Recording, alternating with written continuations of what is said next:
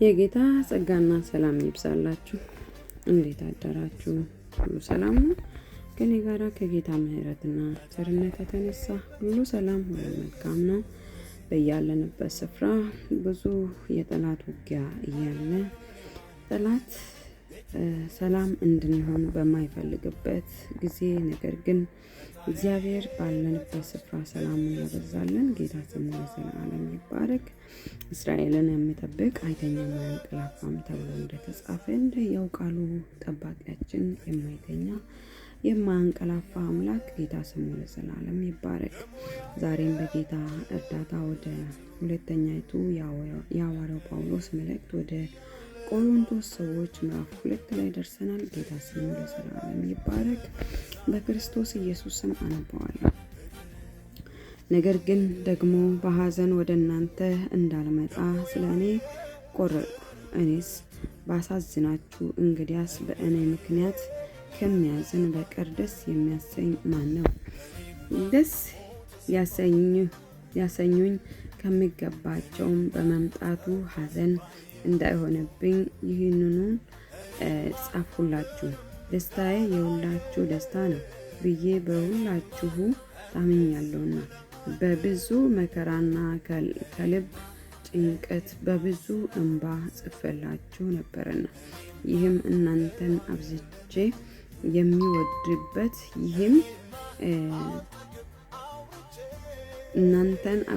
የሚወድበትን ፍቅር እንድታውቁ እንጂ እንዳሳዝናችሁ አይደለም። ነገር ግን ማንም አሳዝኖ ቢሆን እንዳልከብድባችሁ በክፍል ሁላችሁም እንጂ እኔን ያሳዘነ አይደለም። እንደዚህ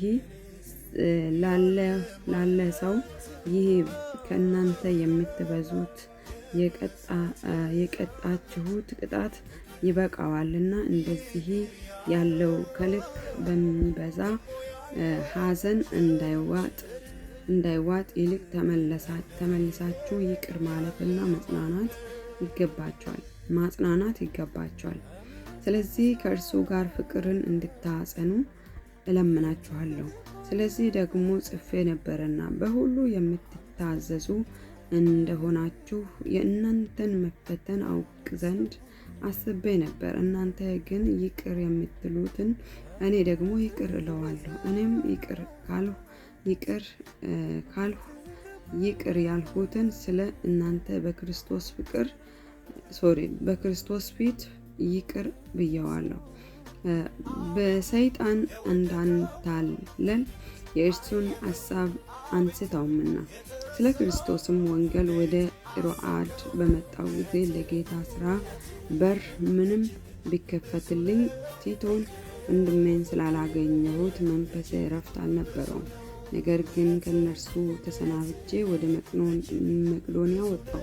ነገር ግን በክርስቶስ ሁል ጊዜ ድል በመንሳቱ ለሚያዞረን በእኛም በየስፍራው ሁሉ የእውቀቱን ሽታ ለሚገልጥ ለአምላክ ምስጋና ይሁን። በሚድኑትና በሚጠፉት ዘንድ ለእግዚአብሔር የክርስቶስ መዓዛ ነንና።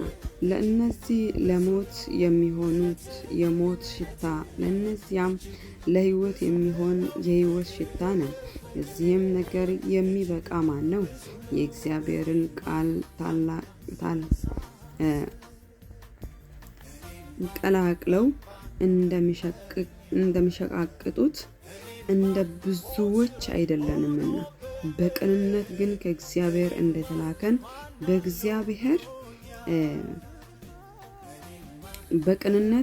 ከእግዚአብሔር እንደተላከን በእግዚአብሔር ፊት በክርስቶስ ሆነን እንናገራለን ይላል።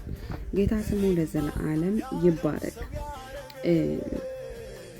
እንግዲህ ጌታ ኢየሱስ ስሙ ለዘላለም ይባረክ።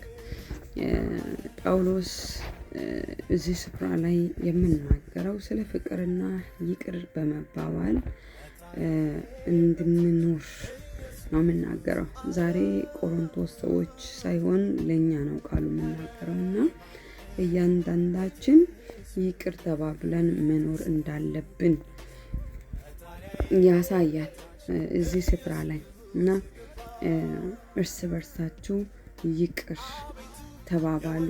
እንዲሁም ደግሞ እናንተ ይቅር ያላችሁትን እኔም ይቅር እለዋለሁኝ። ስለዚህም ደግሞ የቀጣችሁት ይበቃል፣ ቅጣቱ ይበቃዋልና እንደዚህ ያለው ከልክ በሚበዛ ሐዘን እንዳይዋጥ ይልቅ ተመልሳችሁ ይቅር ማለትና ማጽናናት፣ ያንን ሰው ምን ማድረግ ማጽናናት ይገባችኋል። ሐዘን በጣም ሲበዛ ምን እንዳይሆን